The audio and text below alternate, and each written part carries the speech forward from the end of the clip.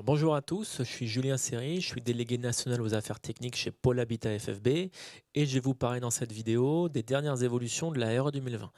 Puisque vous le savez sûrement, Madame la ministre Emmanuelle Wargon a fait des annonces le 18 février dernier, annonces qui visent à faire évoluer un petit peu le projet de texte de la RE 2020 qui avait été présenté au mois de décembre dernier. Ces annonces ont lieu le 18 février 2021 et on va essayer de les prendre dans le détail.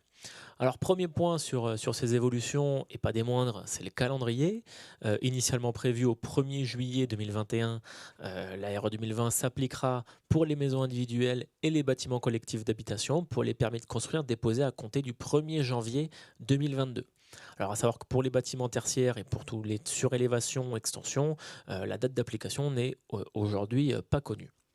Ensuite, vous le saviez sûrement, mais le projet de texte initial de la RE 2020 visait à avoir notamment sur lycée composant, des applications par palier de 3 ans avec des seuils dégressifs à 2021, 2024, 2027 et 2030. Ces seuils et ces paliers vont être réajustés pour se caler avec la date d'entrée en vigueur, donc à 2022, 2025, 2028 et 2031.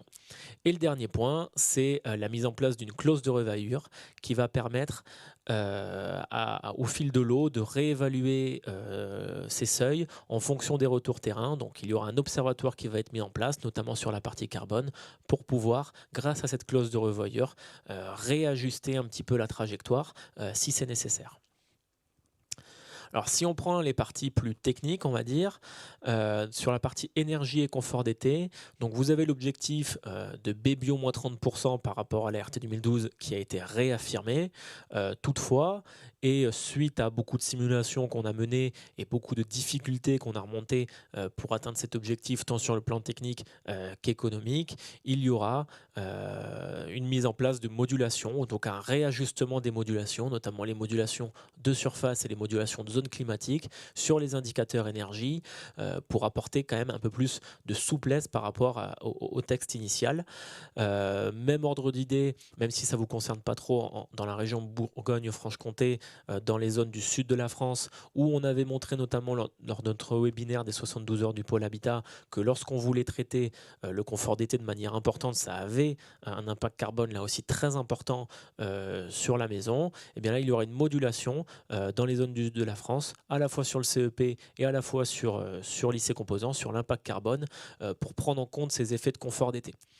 Donc on ne connaît pas encore le détail de ces évolutions, mais une fois que tout sera connu et que les textes seront stabilisés, on rentrera un peu plus dans le détail et on vous donnera tous les impacts. Alors sur la partie carbone maintenant, il y a des évolutions vraiment non négligeables.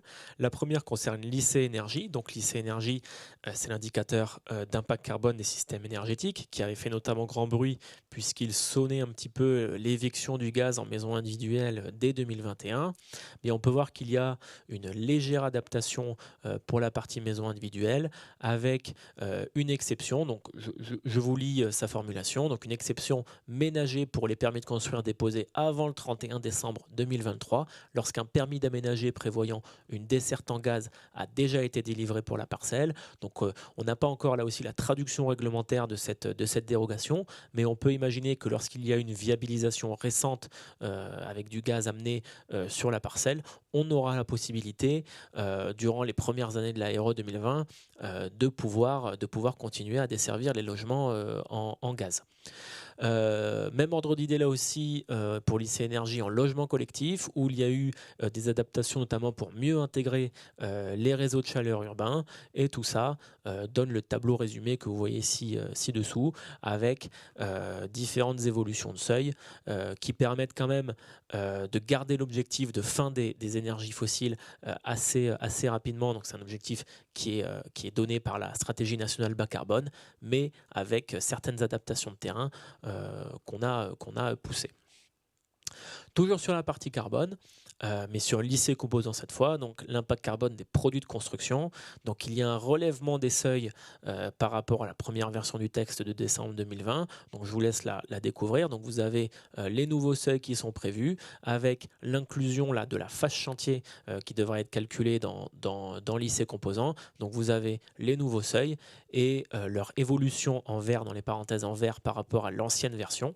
Donc des évolutions qui sont positives et qui permettent notamment d'inclure plus de filières à horizon 2028 et 2031. Donc on ne parle plus de généralisation de la maison bois à horizon 2030. Donc on a là toutes les filières qui normalement pourront s'exprimer et pourront innover pour faire baisser leur impact carbone sans toutefois être exclus.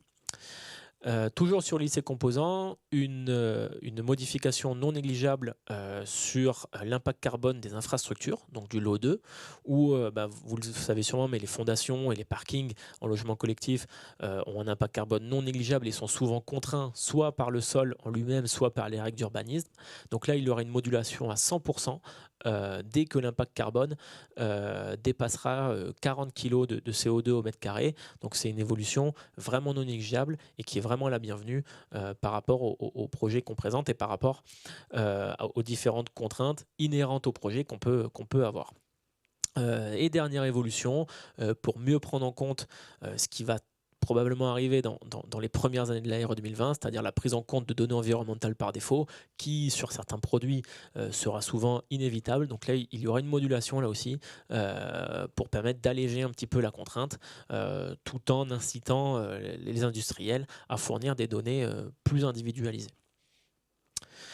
Donc, ce sont des évolutions tout à fait, assez récentes et on n'a pas encore tous les détails puisqu'on n'a pas encore le projet de texte à l'heure où je vous parle.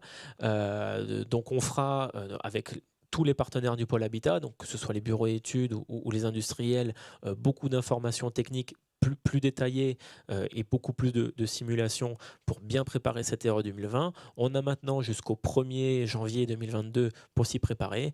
Donc avec l'ensemble des partenaires du pôle Habitat, on continuera à vous informer sur cette RE 2020 dans les mois à venir. Et je vous remercie de m'avoir écouté et je vous souhaite une bonne journée.